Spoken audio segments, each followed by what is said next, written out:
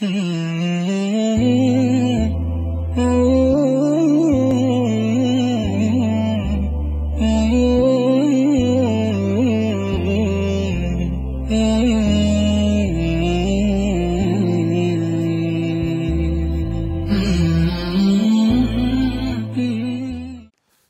الله الرحمن الرحيم. الحمد لله والصلاة والسلام على رسول الله وعلى آله وصحبه ومن والاه.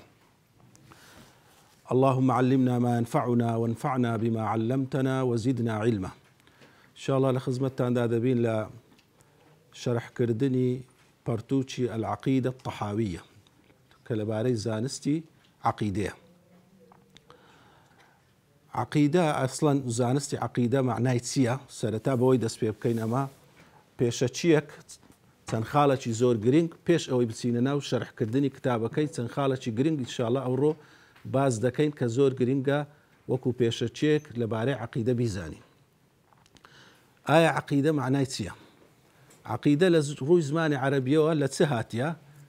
لە گرێی هاتیە. عقد گرێ. ئینسان کە شتێکی گرێ دەداتن دەیبەستیت و توندی دەکاتن. عەکسەکەشی کردنەوەیە. ئەدی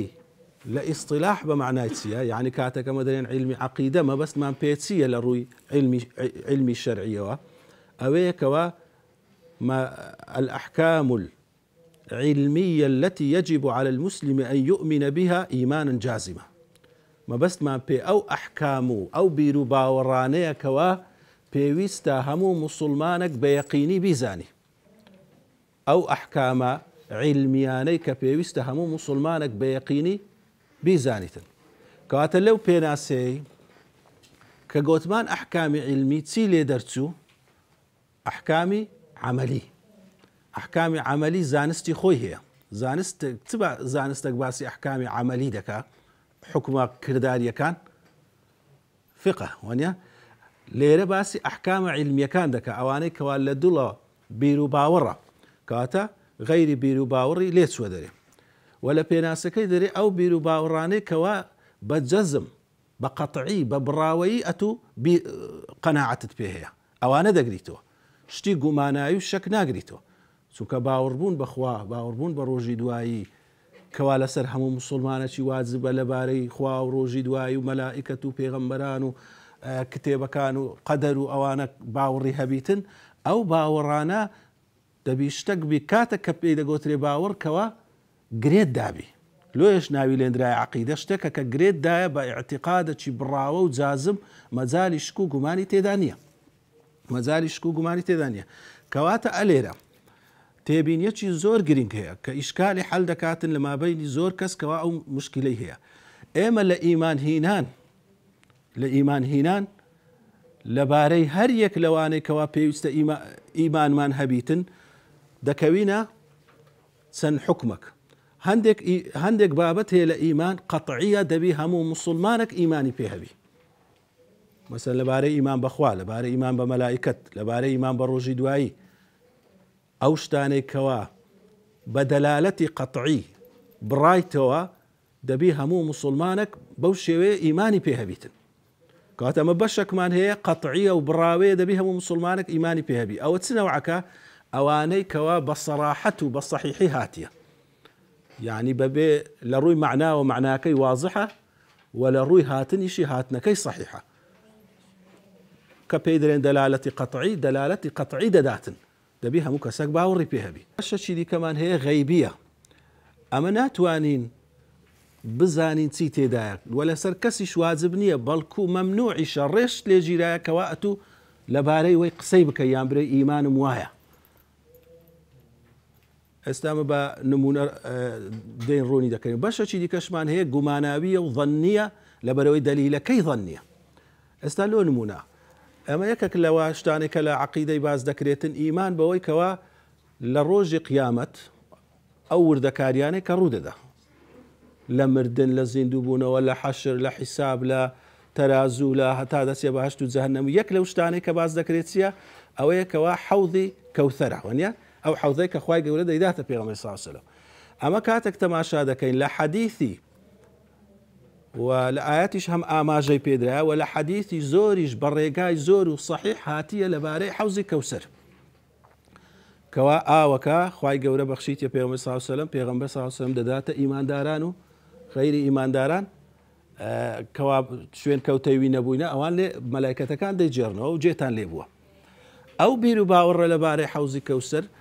بە حەدیثی زۆر هاتیە کەوا مەجالی ئەوەی نییە حەدیثەکان گومانیان لەسەربی بە شێوەی گشتی لەبارەی حەوزی کەوسەر هەتا دەگاتە دەرەجەی تەواتر کەوا مەجالی ئەوەی تێدا نیە ناڕاستی تێدا بیتن کەواتە باوەڕهێنان بەو حەوزەیە لەسەر هەموو موسڵمانێکی واجبە کە ئەو عیلمەی مادەم گەیشت بیتە و پێی گەیشت بیتن ئەوە بەشی ئیمانە واجبەکەیە. بەشەکی دیکەمان هەیە باشە مەسەلەن لۆ نمونە ئەو ئاوەی حەوزی کەوسەری لە چ ماددەچی پێکاتیە ئەمە لەسەرمان واجبە ئەو شتەی بزانین ئەوە عەقیدەیە ئەمە ئەو شتەی بزانین نەخێر لەبەرەوەی نە ئاەت نە حەدیث باسی ئەو وردەکاری نەکردیە و وردەکارە پێویستیشمان پێنی ئەوە دەچیتە ناو بابەتی عیلمی غەیب چونکە تۆ عیلمی کە لە ڕۆژی قیامەتەیە تو زانی قسەکردن لەوەی بەبێ عیلم گوناحبار دەبی ولا تقف ما ليس لك به علم کاتە ئەو بەشەی کە غەیبیە تو لێی گوناحبار دەبی. بەشەکیش لەو ناوەندەی دەمینێتەوە ظەنیە تەماشای حەدیثەکان دەکەی هەندێک وردەکاری باس کردیە بەس ئەو وردەکاریانە لە ڕووی معناوە واضح نینە یان زاروێ لە ڕووی سەنەدی حەدیثەکانەوە جێی قسە لەسەکردن عالمەك دەرێ وڵای ئەو حەدیثە بەو ڕیوایەتە و بەو تەفسیلەی صحیحە لەکنە من یەکەش کە دەرێ صحیح نییە. لۆ نمونە ئایا ئەو حەوزە لە پێشی بەهەشتەیە یان لە ناو بەهەشتەیە چونکە حەدیثمان هەیە کەوا باز دەکات نەهڕون ئەعطانیه الله فی الجەنەتی یەک باز دەکاتن کە لە پێشی ئەوەی بچنە بەهەشتێ ئایا یان هەندێکەوا دەرێن ئەو تەفسیلەی لە بەهەشتێ هەڵدەقوڵێ هەندێک لە زانایان دەرێن دێتە دەرێ دەبیتە حەوز یان ئایا لە دەرێ حەوز دوایە دەستەوە بەهەشتێ دەبیتە ڕووبار ئایا ئەوە باسکرایە ئەو باسکردنەی قەتعی نییە خوای گەورە و پێغەمبەر صلی الله علیه وسلم بۆ حیکمەتی خۆی نەیویستیە ئەو تەفاسیلەی ببڕێنیتەوە کەواتە ئەگەر زانایەک ئەگەر کەسێک بڕوای بۆەوەی هەبوو بەو شێوەیە ئەو حەوزە ئەوە ناکاتە ئەوەی ئەو کەسە عەقیدەی صحیح نییە عەقیدەی ڕاست نییە مادام بڕوای بە ئەسلی حەوزەکەی هەیە ئەوەی کەوات بە دەلیلی قەتعی هاتیە و هەروەها لەو لایەنەش دەکرێت جیاوازی ڕوو بداتن کەواتە ئەوە زۆر مهمە چونکە ئێستا لە مەسەلەی ئەسما و صفاتیش عینن ئەو مەسەلەمان دێتە پێشی لەبارەی ناوەکانی خوای گەورە و صفاتەکانی خوای گەورە بەشەکی تێدا بە دەلالەتی قەتعی هاتیە کە دەبی هەموو موسڵمان بزانێ بەشەکی ئەگە بچیە ناو وردەکاری غەیبیە لۆ کەس نییە قسەی لێ بکە بەشەکیشی لەو مابەینەی دەلیلی زەنی تێدایە داو دەلیلە زەنیانە عالمەک قسەی لێ دەکە عالمەچکە قسەی لێ دەکە لۆیەک ئەو هاتێمەگەن هەر شتێکی کە لەو تەفاسیلی کتێبی عەقیدەی باسکرایە برێ ئەوە عەقیدەیە دەبی هەموو موسڵمان بزانی ئەگەر ئەو کەسە ئەو عەقیدەی منی نەبی کەواتەوە لەسەر عەقیدەی ڕاست و دروست نییە لە ئەهلی سوننە و جەماعە نییە یان زاروێ تەکفیری دەکا بوویتە سەبەبی تێنەگەیشتن لەو وردەکاریە بوویتە سەبەبی ئەوەی زۆر کەسی بەرامبەری تەکفیرکە یان کەسی بەرامبەری بەلایانی کەم لە ئەهلی سوننەی باتە دەرێ لەبەرەوەی نازانی ئایا ئەو شتەی باسکرایە ئەو کابرای ئەسلی مەسەلەکەی ڕەت کردیتەوە یان هاتیە لە تەفسیلەکی کێشەی هەیە ئەو تەفسیلەش ئایا بە دەلیلی قەتعی هاتیان بە دەلیلەکی زەنی هاتیە ئەوجا ئەوە زۆر گرینگە ئەمە بزانین کەوا کە دەرێن عەقیدە و بیر و باوەڕ شتێکی جازم و قەتعیە شتی گومانی ناکەویتە ناو عەقیدە و بیر و باوەڕی وەکو ئەوەی کەوا لەسەر هەموو موسڵمانێکی واجببی ئەو بیر و باوەڕی هەبی. اینجا بزانین خاڵی دووەم کە پێویستە باسی بکەین لە پێشەچیەکان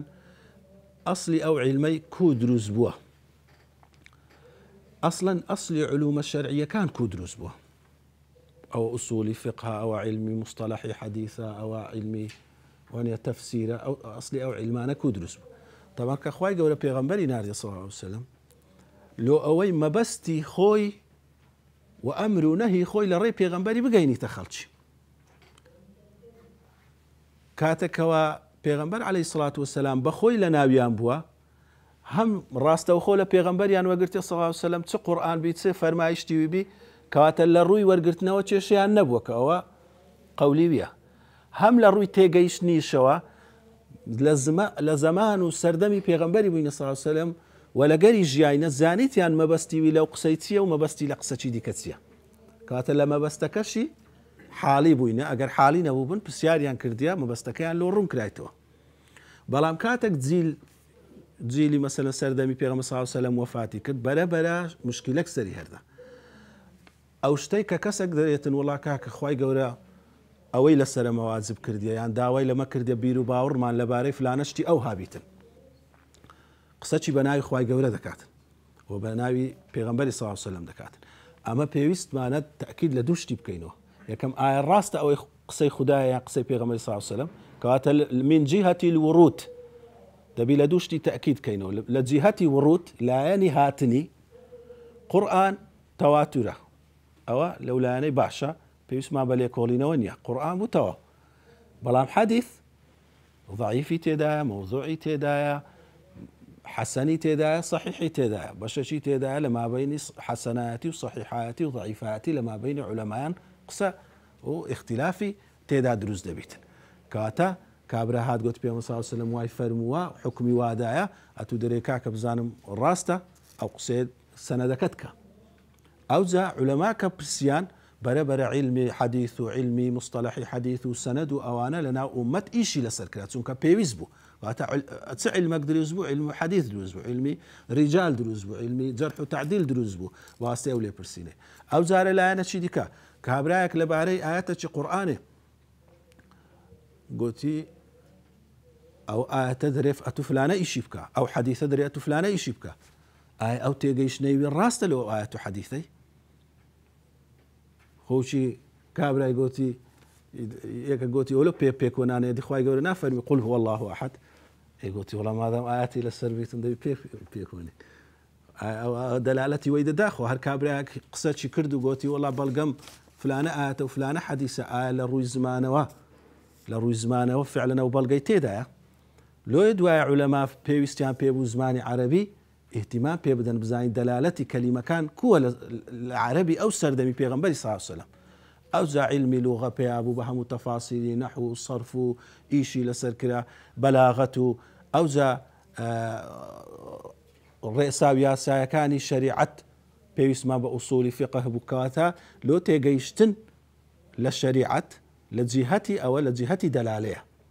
ئەمە دەبی لە جیهەتی ورود هاتنی و لە جیهەتی دەلالە لێ بپێچینەوە ئەو جەدەتانین برێن ئەوە ئەمری خوایە یان ئەمری پێغەمبەری صلی الله علیه و سلم علمی عەقیدەش بە هەمان شێوە لە سێسەدەی یەکەم ئەمە پێویستمان نەبووە هەر ئەوەی لە قورئان و حەدیث هاتیە باس کرایە و ئیمانیان پێ هەبووە بە ئیجمالی بەڵام دوایە کە کەسانە هاتینە ئیدعایان کردیە بانگەشیان کردیە گوتیتیان فلانە شت عەقیدەیە و دەبی فلان کەس باوەڕی پێ هەبی دەبی موسڵمانان باوەڕیان پێ هەبی لەبەرەوەی فلانە ئاەت دەلالەتی لەسەر دەکە خۆ ئەو گروپانەی کەوا ئەهلی بیدع لەناو موسڵمانان پێیابوون هەمووی بەڵگەی ئاەت و شتی دەیناوە بەڵگەی حەدیثی دەینا کەواتە عولەما ناچار بوون لە ئەوەی ڕەدی ئەوانە بدەنەوە دەست پێ بکەن ئەوانە وەکو قاعیدە و یاسا و ڕێسا دابڕێژن ئەوە بە نمونەی زۆر جوان بە دیار دەکەویتن لەوەی بزانین لەبەرچە ئەو علمە دروست بووە بە تایبەتی علمی عەقیدە ئێستا لۆ نمونە تەجویدی تەماشا بکە نا سەحابە نە پێغەمبەر صلی الله علیه و سلم باسی ئەوەی کردیەوە ئیدغامەوە و ئیقلابەوە و ئەحکامی نونە و ئەحکامی میمە بەڵام ئەو قورئانەی کە خوێندیتەوە ئەوەی بە تەطبیقی بە عەمەلی نەخوێندیتەوە خوێندیتەوە بەو پەڕی ڕێک و پێچی ئەو قورئانە لە زمانی پێغەمبەری صلی الله علیه و سلم دەرچووە و سەحابەش لێیان وەرگرتیە بەڕێکی خوێندیتیانە بەڵام کاتێکەوە جیلەکان دەڕۆن و خەرچی غەیرە عەرەب لەگەریان تێکرد دەبی بەڕاستی نازان قورئانی بخینەوە و غەڵەتی تێدا دەکەن عولەما دەچن زەین دەدەنێ بزانن ئەو بە چی یاسایەکی ئەو حرفانە دەچنە ناوی یەکدی تێک هەڵچێش دەبن یاسایەکیان داڕژ بە ناوی ئیدغام یعنی زمانی عەرەبیش هەر بە هەمان شێوە خۆ پێغەمبەر صلی الله عليه وسلم و سەحابە فاعل و مەفعول و ئەو لە چێندەر مەنسوب دەبی و مەجزومی هەرگوێیان لەو قسانە نەبووە عەرەبی دەشتەچی خۆ هەرگوێیان لەوەی نەبووە کەسی بە ڕەوانترین و فەسیحترین زمانیش ئەوان قسەیان کردیە بەڵام دوایە کە زانایان پێویستیان پێ دەبی دەچن ملاحەزەی ئەوە دەکەن کاکە عەرەب بە چی یاسایەکی قسەی دەکا فلانە یاسا فلانە یاسا فلانە یاسا عیلمەک بە ناوی عیلمی نەحووی دروست دەبی دەرێن کاکە لێرە ئەتوو ضەمی دەکەی ئەو ضەمەی ناو لێ دەرێن مەرفوع لێرە ئەتوو حركي فتحي ددي لا يلدني منصوب. علمي عقيدش بو نوعي عقيدة راست ودرست وجودي لكن بيغمبر صلى الله عليه وسلم لكو الصحابة لا قروني كمكان هبوة بلام دواي لبر بيويستي ولبروي خسانك گومانیان دروست کردیا و کەسانێک پرسیاریان دروست کردیا یاسا و ڕێسایەکیان دانا بەناوی ئەو عیلمەی یاسا و ڕێسایە کەواتە ئەسلی نەشئەتی ئەو علومانە لەوێوە ڕادێتن وەکو علمی تەجوید. بەڵام علمی عەقیدە جیاوازیەکی هەیە لەگە عیلمەکانی دی. علمی عەقیدە نێزیکبوونەوەکی تێدایە لە باسکردنی ذاتی ئیلاهی ئەسما و صفاتی لۆیە دەگەیە ئەتو سنوورەکی لۆتنیە لەوەی زیاتر قسەی لەسەر بکەی کە زیاتر قسەی لەسەر کرا ئیختلافات و کێشە و بێشەی لە هەموو عیلمەکانی دی زیاتر هاتیتە سەرێ. هەتا پێت بکرێ ئینسان بتوانێتن لە قورئانێ دەرنەچیتن ولا فەرمایشتی پێغەمبەر صلی الله علیه وسلم چونکە دەرچوون لەوەی وات لێ دەکاتن کە ئەتو قسەچی بکەی ڕەنگە کە ئەو قسەیەت کرد لەسەرت ماردبی بەلایەکی دیکە داچووبی دی بکەی هەندە لەسەرت نەکەوی بەڵام لەو عیلمەی لەسەرت بکەویت. پێشەچی سێم کەوا پێویستە باسی بکەین ئایا ئەو عیلمە فێربوونی فەرضی عەینە فەرضی کیفائیە یان هەر فەرز نییە مەکروهە یان هەر حەرامە هەموو ئەو قسانە چینە بکرێن لەبارەی ئەو عیلمەی. وچی باسمان کرد ئەسلی بیر و باوەڕەکە لەسەر هەموو مسلمانەکی واجبە بەڵام مەرج تو بە ڕێسا و یاسا بزانی خوێندنەوەی ڕاستی دروستی قورئان لەسەر هەموو کەسێکی بەس گوێرەی توانای خۆی واجبە بە ڕاست و دروستی بخینتەوە ئەگە بە ڕاست دروستی خوێندیەوە هەر پێویست نیە ئەو یاسا و ڕێسایەکانی تەجوید بزانی. بیر و باوەڕە قەتعیەکە لەسەر هەموو مسلمانەکی واجبە ئەوجا ئەو عیلمانە بزانی یان نەزانیتن بەڵام ئەو دەتای لە قورئان و سوننەت و ئەوەندەی کیفایەتە بزانیتن. ئەوە فەرض العەینەکەیە کەواتە فەرض العەینەکە ئەسلی بیر و باوەڕەکەیە نەک عەقیدەکە چونکە تو دەبینی ئەو ئیلتیباس و ئەو شێوانە زۆر توش دەبی کتابان دەخینیەوە دەرێ ئەو عەقیدە و بیر و باوەڕ ئینسانی مسلمانە کە واجبە لەسەر هەموو مسلمانێکی بیزانی واجبە ئەوەی بزانیتن کەوا ئەسلی بیر و باوەڕەکەیە کەوا بڕایتەوە نەک ئەو کتابەی بەو تەفسیل و بە وردەکاریە کە ئەتو یاسا ڕێساکانی کە داڕێژرایە. حالەتی دووەم دێتن بەشەکی دەبیتە فەرض الکیفایە کەوا ڕەتدانەوەی گومان و شوبهاتی ئەهلی ئیلحاد و خراپەکاری بووە شوبهاتیان دروست کردیە قسەیان دروست کردیە مسلمانانیش لێ بێدەنگ بووبان دەیانگۆ هات جوابیان پێ نییە. لۆیە مسلمانە لە جیلەکانی خواردتر ناچار بوون لە ڕووی عەقلیەوە بچنە ناو هەندێک مەسەلەی بە عەقلی جوابیان بدەنەوە چونکە خۆ کابرا ئیمانی بە قورئانێ نییە ئەو بە بەرگەی عەقلی ئەو جەهاتە قەواعید و یاسایان داڕێشت و ئەو علومانیان داڕێشت لۆی جوابی ئەو کەسانە پێ بدەنەوە. اینجا بە تایبەتی ئەوەی مەسەلەن لە دەلائیلی وجودی خوای گەورە و دەلائیلی وجودی ڕۆژی قیامەت دەلائیلی ڕاستی پێغەمبەراتی پێغەمبەران عەلەیهیمۇ الصەلاة وەسسەلام چەندین دەلیلی بە شێوە و بە مستەلەحاتی علمی دایان ڕێشت یان بە مستەلەحاتی وەکو فەیلسوفەکان دایان ڕێشت لەوەی جوابی وانی پێ بدەنەوە. طبعا لەو جوابدانانەوەش ئینسان تووشی ئەوەی هەر دەبی چونکە ئەوە جوهدی بەشەریە تووشی ئەوەی دەبی غەڵەتی تێدابی عالمەک ڕەدی عالمەچ کە بداتەوە عالمەک برێ ئەو فلان شتە بەو دەقیقەی نییە بەڵام دەبی بزانین زانینی ئەو یاسا و ڕێسانە لۆجەیەکی کە پێویست بیت و شوبهات لەسەر مسلمانان هەبی هەنجینەکە دەبیتە فەرضی کیفایی هەندێک لە مسلمانان بزانن بەشی ئەوەی کەوا بتوانن جوابی ئەهلی کوفر و ئەهلی شوبهەی پێ بدەنەوە ئەوە دەبیتە فەرضی کیفایی. بەڵام ئەوە بەشی دووەمی. بەشی سێمی جاروەیە بەرەو مەکروه و حەرام دەچی ئەگەر بووە قیل و قال و شتی زیاد کەوا پێویست ناکا مسلمانان تێیدا ڕۆ بچن بووە غولو لە باسی ئەسما و صفاتی خوای گەورە لە باسی ئەوەی کەوا بە معنای چ دێت چۆنیەتیەکەی کووە لەبەرەوەی ئەو کاتەیە ئێستامە دواتر باسی دەکەین ئەتوو نزیک دەبیەوە لە شتێکی کە لە حەدی عەقلی تو بەدەرە مادەم لە حەدی عەقلی توش بەدەربیتن ناتوانی پەی پێ ببەی هەرچەند خۆت بینی و ببەی هەرچەند ئینسان خۆی بینی بوو با گومای لەسەر دروست بکە ناتوانانی پێی پێ بگا و یان ئیحاطەی بکە و علمی بگاتێ هەر قسە لە دوو قسە دروست دەبیتن لۆیش لەبەر ئەوەیەکەوە عولەمایانی ئەوەلی لە سێ جیلی یەکەمی سەحابە و تابعین و ئەتباعی تابعین بە تایبەتی تابعین و ئەتباعی تابعین کە مەسەلەی کەلام و ئەو قسانە دروست بوو زۆر پێیان ناخۆش بوو و زەمیان کرد زەمی کەلامیان کرد ئەمە چەند کتابمە لەسەر نووسرا زەمی علمی کەلام مەبەستی بەوەیەکەوە چوونە ناو ئەو وردەکاری مەسەلەی ئەسما و صیفات و مەسەلەی قەدەر و ئەو شتانە زەمیان کرد لەبەرەوەی گوتیان ئەوەندەی باس کرا لە قورئان و لە سونەت ئەوەندە کیفایەتە ڕۆچوون لەوەی لە حەدی عەقلی بەشەری دەردەچیتن و دەبیتە مایەی دروستبوونی نەخۆشی دەبیتە مایەی دروستبوونی گومان لە دڵ و دەرونی ئینسانی بەڵام زیسان هەندێک زانایان گوتیان کاکە زەرورەتە پرسیارمان لۆ دروست دەبی بە حکمی زەرورەت دەبی ئەمە باسی هەندێک مەسئلەی بکەین لەبەرەوەی ئەگەر باسی نەکەین کەسانە گومانمان لۆ دروست دەکەیان کەسانێک ئەهلی شەک و گومان و بیدعانە لەبارەی قەدەر قسەیان کردی ئەمەش دەبی قسەی لەبارەی بکەین هەر ئەو زەرورەتە لە دووی هات تا دوایێ ئاساری و شوێنەواری خراپیشی دروست کرد لە ناو مسلمانان یەک برێ وڵا دەبی ئەو مەسەلە ئەو هابیەکی دیکە دەبی برێ ئەو مەسەلە لە وردەکاریەکەی ئەو هابیتن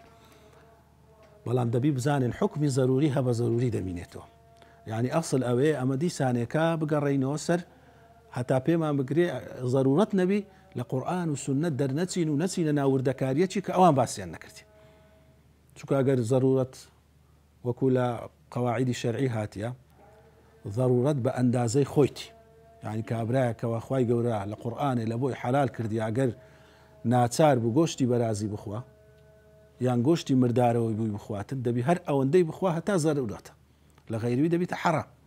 لۆی باسکردنی هەندێک وردەکاری لەو عیلمانەشکەوە خوای گەورە ئەمەی تەکلیف نەکردیەوە لە سنووری توانای بەشەری دەردەچیتن بەبێ زەرورەت دەچیتە ناو ئەو بابەی حەرامەی کەوا عولەمای پێشی و ئەهلی سەلەفی صالح بە حەرامیان زانیە و نەهیان لێکردیە کەوا بچنە ئەو وردەکاریانە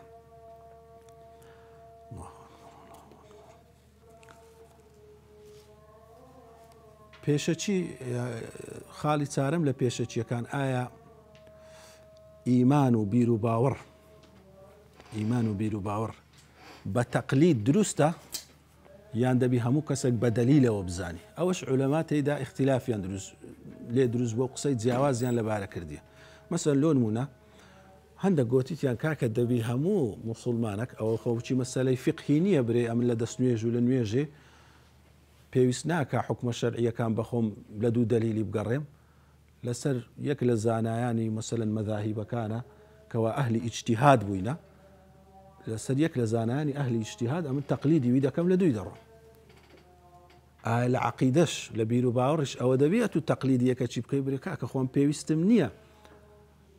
ئەو عیلمە هەموو عەوام نازانی ئەو عیلمەی ئەمن پێویست دەکاتن تەقلیدی یەکە چی بکەم و ئەوەندە لەسرە من بەسە ئەو وردەکاریی نەزان هەندێک لە زانایانی دیگۆتیتیان نە ئیمان بە تەقلید نابیتن چونکە ئیمان شتەکە کەوا ئیعتیقادەکی جازمە ئوسوولە ئەسلی دینە ئەوە نابی تەقلید بیتن دەبی هەر کەسەی بەخۆی بچیتن ئەو دەلیل هینانەوە و ئەو بەڵگانە و ئەو وردەکاریی ئاشارە زابیتن بەڵام محققینی عولەما کە دەرێ محقق لە عولەمایان زۆر مهمە لە عیلمی شەرعی لە دوو ئەو کەسانە بن کە محققن لە عولەمایان ئەهلی تەحقیق چێنە ئەو کەسانێک کە قسەی زانایان کۆ دەکەنەوە دەزانن دەرێن کاکە ئەو زانایەکە ئەو قسەی کردیە مەبەستی ئەوە بووە لەولایەنەی باز دەکە ئەو زانایشکە ئەو قسەی کردیە لەولایەنەی باز دەکە شتەکەی ورد دەکەنەوە خوردی دەکەنەوە نەک ئەوها هەر بە گشتی باز بکەن ئەو عولەمای ئەهلی تەحقیق کە بە تایبەتی لەوانە ئیمامی ابن حەجەر و ئیمامی نەوەوی و مەسەلە قورطوبی و عولەمای زۆرمان هەیە بە تایبەتی لە 800ەکان و ئەوانە یعنی هەتا 600ەکان چونکە علومەکان زیاتر وەکو برێ نووسرایتەوە و لەبەردەستیان بووە و تەحقیقیان تێدا کردیە توانیتیان وەکو برێ لە نێوان ڕایە پێچەوانەکان کەوە دیارکەتیە لە بۆ خەڵکی پێچەوانەی یەکدیە لێکۆڵینەوەی لێ بکەن برێ کاکە ئەوە تحقیقە ئەو زۆر مهمە لە قسەی ئەو عالمانە ئینسان ئاگادار بیتن هەرزوو نەرێتن وڵی ئەو ڕێی ئەو هایە ئەو ڕێیەش ئەو هایە بزانی ئایا هەریەکی لە شوێنی خۆی تەواو نییە. ئەو محققین علەما وەکو ئیمامی ابن حەجەر لە شەرحی فتح الباری لە کتابی تەوحید و ئیمامی نەوەوی عینەن لە شەرحی مسلمی باسی دەکاتن دەفەرمی ئەگەر تەقلید بمعنای ئەوەی بیتن کابرا برێتن وڵی ئەمن ئیمانم هەیە لە بەرەوەی فلانە عالم ئیمانی هەیە و ئەگەر نازانم وێیان وەنیا مەلائکەت هەیە وێیان وەنیا پێغەمبەران ڕاستن ئەوە طبعا ئەو ئیمانە بە ئیتیفاقی هەموو علەمایان قبول نییە. ئەگەر ئیمانی بە دەلیلیش مەبەستت ئەوە بی ئەوانەی کەوا لە علمی کەلام دانرایە ئەو وردەکاری دەلیل هینانەوە و دەلالەتی حدوث و فلان و فلان و ئەوەی کەوا منطق و فەلسەفەی تێدا تێکەر دەبی برێ وڵا لەسەر هەموو خەرچی واجبە ئەو هەفکر کاتەوە ئەوە شوەنیە کاتە ئەلێرە شتەکە ڕۆن بووە ئیمان دەبی بە دلیل بی لە ناو دڵی ئەو کەسەی ئەوجا ئەو دلیلە هەر چەند سادەش بی هەر کەسەی بە جێرەی توانای خۆی ئەو دلیلەی لە ناو دڵی خۆی هەیە. ئەو کابرای کە زۆر شارەزایە بە وردی چوویتە ناو دلیلەکەی ئەو کابرای کە شارەزایەکی زۆر کەمی هەیە بە سادەی چوویتە ناو دلیلی. ئەستا مەسەن لۆ نمونە دلیلی وەحدانیەت دلیلی وەحدانیەت و تاکو تەنهای خوای گەورە کە لە علمی کەلام بە تەفسیلی و بە شێوەی علمی باز دەکرێت پێی دەرێن دلیلی تەمانوع لەو کانە فیهما ئالیهة إلا الله لەفەسەدەتا ئەگەر دوو خوددا هەبا فاسید دەبوو کاتە یەکەچیان علمی مطلق دەبوو ئەو هەوە وردەکاریان دایتێ دەرێن نابی پێکەوە دوو ئیرادە پێکەوە ئیش ناکەن. بەڵام کابرای سادە ئەویش دەبی ئەو اعتقاد و بیڕوایی هەبیتن کە یەک خوددا واحیدە لەکنەوی لە مێشتی خۆی بەشتێکی سادە لێ تێگەیشتێ بەڵام هەر ڕاست و دروستیشە وچی دەرێ مەسەلەکەی دەرێ وڵی ئەم لە ئاشی فلان کەسی ڕادەزانم ئاشی مام عەولایە نازام چیە دەزام دوو خوا نابی هەبن هەتا مام عەولا بەخۆی بەتەنێ بوو ئاشەکەی زۆر باش ئیشی دەکرد وچی کەتە بەخۆی مرد و کەتە دەست چەند کوڕان ئیشەکەیان تێکچوو هەر یەکی قسەشی دەکرد کاتە ئەویش عینەن دەلیلە بەس بە سادەیی دەردەبڕیت. ڕەنگە ئەو نەتوانی پێی برێ کاکە ئەو دەلیلم لۆ دەربڕە نەتوانی دەری ببڕیتن بەڵام لە دڵی خۆی ئەو قەناعەتەی هەیە بەخۆی لە خۆی دەگا بەس هەموو کەسێک ناتانی لۆ دەر ببڕیتن و ڕێکی بێخیتن. لۆیە ئەو تەفسیلە هەیە لە مابەینی ئیمانی تەقلید و دەلیل ئەگەر برێ ئیمانی تەقلیدی ئەو زانایان کە دەرێن جائزە ئیمانی تەقلیدی مەبەستیان لەوەیە پێویست بەو ڕیاسا و ڕێسانە ناکە. ئەو زانایانش دەرێن کە ئیمانی دەبی بە دەلیل بی مەبەستیان ئەوەیە کەوا دەبی لە دڵی خۆی عەقیدەی جازم و دەلیلەکی خۆی هەبیتن کاتە قسەی هەردووکان بەلایانی خۆی ڕاستە. پێشەچی خاڵی پێنجەم کە باسی بکەین پێویستە قورئان سەرچاوەی سەرەکی بیر و باوەڕی ئینسانی موسڵمانە عەقیدەی ئینسانی موسڵمانە و لە پاشەویش سنەتی پێغەمبەری دێ صلی الله عليه وسلم. بەڵام دەبی بزانین لەلایەنی بیر و باوەڕ قورئان درێژەی پێدایە تەفسیلی دایە وكذلك نفصل الآيات ولتستبين سبيل المجرمين. ئاەتەکانی تەفسیل پێدایە لۆی ڕێی خەرچی ناڕاست و کوفری تەفسیل پێدایە. قورئان زۆربەی باسی ئیمان بەخوایە ئیمان بە ڕۆژی دواییە باسی کوفرە ڕەتکردنەوەی کوفر پەرستنی تاک و تەنهای خوای گەورە ئیمان بە پێغەمبەران عەلەیهیم الصەلاة وەسەلام ئیمان بە ڕیسالە ئیمان بە قەدەر بە مەشیئەت و ئیرادەتی خوای پڕیتی لەوەی کاتە درێژەی دایتێ لە بابەتی بیر و باوەڕ. چەندی فەرموودەی پێغەمبەری صلی الله علیه وسلم لەلایەنی عەقیدە و بیر و باوەڕ بە کورتی دایتێ چونکە قورئان ئەو وەزیفەیە جێبەجێ کردی ئەو ئەسڵە. ئەدی پێغەمبەر صلی الله علیه وسلم لە چ تەفسیلی زۆر دایتێ وەکو سنەتی پێغەمبەر صلی الله علیه وسلم لە بواری ئەحکامی شەرعی فقه لەوێن دەر ئەو تەفسیلەی لە سنەت هەیە لەبارەی ئەحکامی عەمەلی لە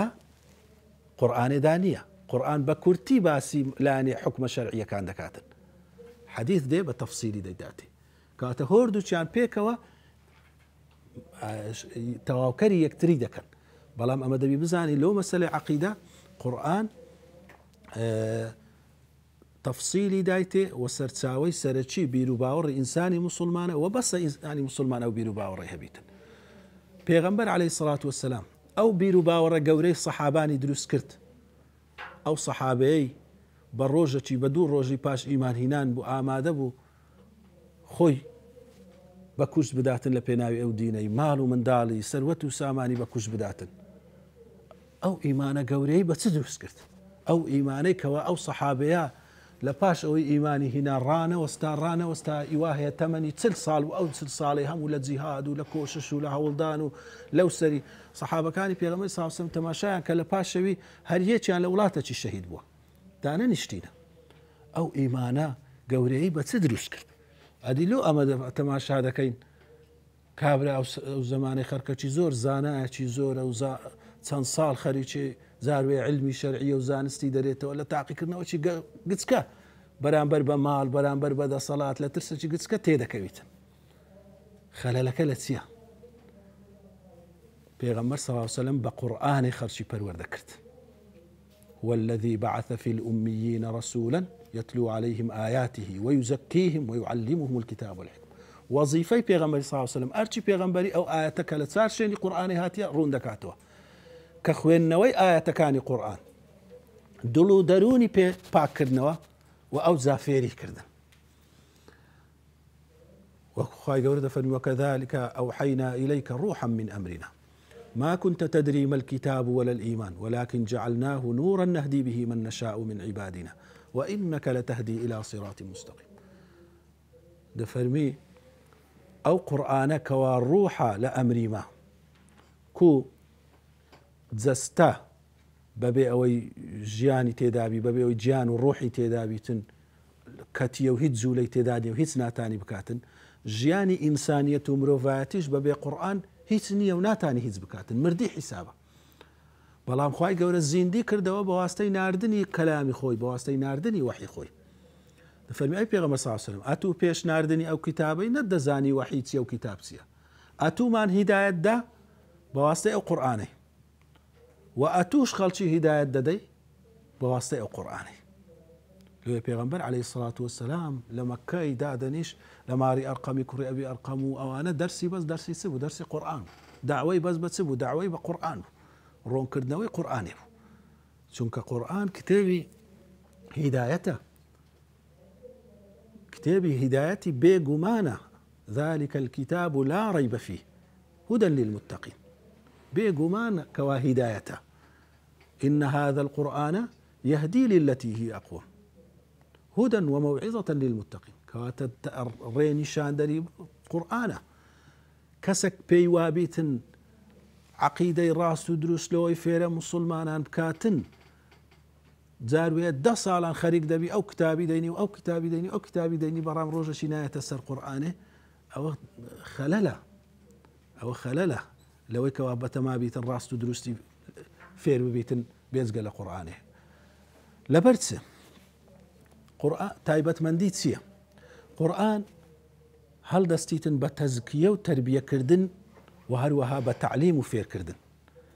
بەڵام ئەگەر بەبێ منهەجی قورئانی بە دووری لە قورئانی بچێ ناو وردەکاری ئەو زانستەی کە پێی دەگوترێ علمی عەقیدە و علمی کەلام، معلوماتت لۆ زیاد دەکات، زانیاری دەداتێ، بەس لە ڕووی دڕ و دەروون و لە ڕووی پەروەردەکردنەوە ئەو تەئسیرەی ناتوانی بکات. ممچینە کابرا 10 ساڵان دانیشی کتێبی عەقیدان بخینیتن بەڵام دوایە تەماشەکە لەو سەری تەقوای زیادی نەکردی. ئەسڵەن وشینە زیاتر وشک بووە، زیاتر توند بووە، زیاتر خەڵکی یعنی ڕق بووە لە تەعاملکردنی لەبەرەوەی بە منهەجی قورئانی نەخیندێت. چونکە قورئان تەوجیهە ئاراستەی دەکاتن لە بۆ قەلب و لە بۆ عەقل. قەلب جێی هەست و سۆز و مەشاعرە، عەقل جێی معلوماتە. بەڵام چێ بڕیار دەدا؟ عەقل یان قەلب؟ قەلب بڕیار دەدا. ئەدی عەقل چی؟ عەقل ڕاوێژکارە، یعنی لە ئینسانی سوکان لە بەردەستی قەلبیە، بەڵام ئەوی لە تەنیشتی سایقی دانیشتیە عەقلە. عەقل دەری ئەو هەبڕۆ ئەوە ڕێیە ئەوە ڕێ نییە، بەس لە ئاخیری قەلبە سوکانی لێ دەستە مچینە بەگوێی نەکە. لۆی کابرا ئێستا مەسەن لۆی هەیە جغارەیان خواردنەچی دیکە هەبی دکتۆرێک بخواتن، دوورێ کاکات و نازانێ ئەوەندە زیان دەری، ئەم زۆر لە تو باش دەزانم. بس نبوویتە قەناعەت و هەست و سۆز لە ناو دڵی بەس ئەو زانستە زانستی ناو عەقلیتی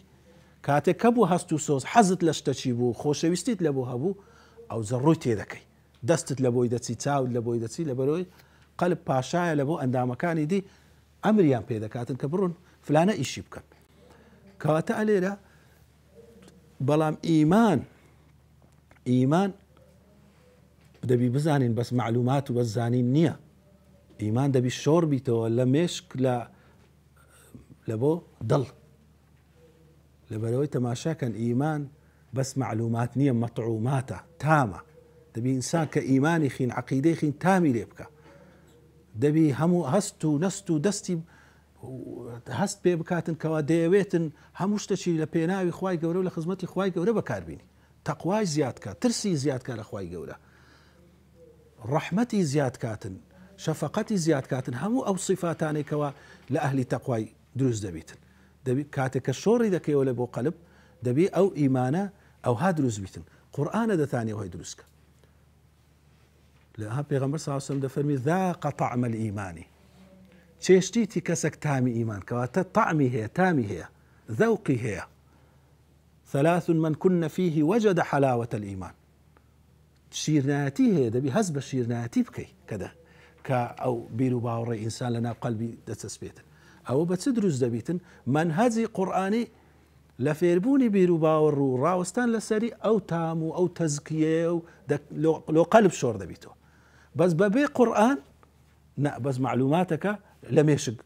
دەمینێتەوە بە قورئانێ لەو قەلبی چونکە قورئان بەخۆشی لە بۆ سەر قەلبی دابەزیە وإنه لتنزيل رب العالمين نزل به الروح الأمين على قلبك لبوسر قلبي تؤي بيغمبر صلى الله عليه وسلم لنا وهم أعضاء كان قرآن لبوسر قلبي دابسي معلومات ببي أوي كوا إنسان تامي ليبكا بيرو باور نبي تتام درو دروني بي تسكية نبي وشي تسيا وشي أوي كابرايك هربيتن شرحي آية بكابريكاك أو آهوة لدو گەردی لە هایدرۆزین و گەردی لە ئۆکسسیزین پێکاتیا صفاتی فیزیایی ئەو هەیە صفاتی کیمیایی ئەو کاکە من تێنیمە ئەتو هەر صفاتی لەو من بژمێرە تێنیەتیم بە معلوماتی ناشتێ کەنجی تامم کرد ئەوزە تێنیەتیم دەشتێ ئەمە پێویستمان بەوێ تێگەیشتنمان لە بیر و باوەڕی ئیسلامی لە قورئانێ تامی لێ بکەین دڵ و دەروونمان پێ پەروەردە بکەین دڵ و دەروونمان پێ پاک بکەینەوە معلوماتی دێخینە مێشک بەڵام دەبینین هیچ تەسیر لە عەمەلمان ناکاتن لۆ بەرەو دڵی نابین کێشەکەمان ئەوێ بەڵام پێغەمبەر عەلەیهی سەڵات وسەلام ئەو سەحابانەی پەروەردە دەکرد لەسەر ئەو قورئانەی معلوماتەکی مچینە کەمی دەدانێت چونکە بە ڕۆژێک دوو ڕۆژ بە مانگەچی یعنی ئەتو هەر بەشەرە و شتێکی فێر دەبیتن بەڵام ئەوەندە لە قەلبیان ئەو ئیمانە جێگیر دەبوو بەقەدەر ئیمانی جیلەکی کاملی و چیمە مچینە ئیمان لە ناو دڵی یەکەچیاندا هەبوو بیت ئەوەندە هەست و نەست و تێگەیشتنیان لەبارەی خودای گەورە و لەبارەی ئەو ئیمانانە لۆ دروست دەبوو لۆی بەڕاستی زۆر گرنگە لە بابەتی ئەوەی کە ئینسان هەم عەقیدەی باز دەکاتن بیر و باوەڕ ئەوەی کە گشتی مسلمانان لەسەر بی ئەوەی کە منداڵی مسلمانانی لەسەر پەروەردە دەکرێت بەو نەوعی بیتن وردەکاری ئەوەی کەوا ڕەتدانەوەی کەسانە چیە ئەوە لە دوایە بیتن لە دوایە بی سەرەتا نابێت و ئەوەندە بچێ ناو ئەو وردەکاریانە چونکە ڕەنگە ئەو کەسە گومانی لۆ دروست بی ڕەنگە ئەو کەسە ئەو گومانی هەنەزانی بیتن ئەتوو برێ کاکە وەڵاهی فلانە گروپ ئەوە خەواریجە ئەوە مەسەن جەهمیە ئەوە قەدەریە فلانە گومانیان هەبوو جاروێ ئەوەندە زێدەڕەوی کرایە منداڵێک جارێ هیچی نەخیندی یەکەم شت کتابەچ پێ دەرێن گومانەکەی پێ دەرێن دوای ڕەتدەکەی پێ دەرێن ئێز جاروێ ئەو گومانەکەی لە دڵی دەچەقی قەناعەتیشی بە ڕەتدەکەی نایە ئەو خەلەل دروست دەکاتن کێشەی دروست دەکات وە لە ئەسڵەکەش لای دەداتن نا ئەتووەرە لە قورئانەوە دەست پێ بکە لە ئوسوولەوە دەست پێ بکە ئەوانە لۆ کەسی تایبەتمەند کە بە ئیشی ڕەتدانەوە و ئەوانە هەڵدەستن دەبی لە کنەوان قەتیز بمینێتن یعنی مەسەلەن وەکو نمونەی هەتا لە مەسەلەی ڕەتدانەوەی بیر و باوەڕی دینەکانی دی وەسە مەسەلەن وەکو نەسرانیەت و وەکو یەهودیەت ئێمە وەکو مسلمانان ئەوەندەی لە قورئان هاتیە ئەوەندە بەسەکەوە باوەڕمان هەبیتن کە ئەوە کتابانێک بووینە خوای گەورە ناردیتی و بەڵام ئەوان دەستکاریان کردی و خوای گەورە لە پاشەوی قورئانی ناردیە و ئەوانی نەسخ کردیتەوە. بەڵام وردەکاری بچی ئەمن ئینجیلی بخینمەوە و تەوڕاتی بخینمەوە و ڕەدی بدەمەوە لەو هەموو کەسەکی نابی. کەسانەکی تایبەتمەند دەبی بچنە ناو ئەو وردەکاریەی. خەڵکانەکە یەکە ئەگە بیدائی بیتن زیانی لێ دەکاتن. کەواتە ئەو مەسائلە دیکەشی ناو عەقیدەی بەو نەوعی بەڵام بەداخەوە ئەمە دەبینین زێدەڕەوی زۆر کرایە لە چوونە ناو هەندێک بابەتی کەوا پێویست نییە خەڵکی گشتی عەوامی خەڵکی پێوە مەشغوڵ بکرێتن.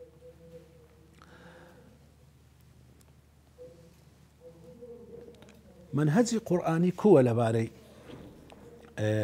عەقیدە و بیر و باوەڕی. ئەگەر تەماشای قورئانێ بکەین قورئان بە تەسەلسول هاتیە. یەکەمین جار داوای بیرکردنەوە و داوای وەرگرتن دەکات، داوای کەسەکە دەکات پشت نەکە.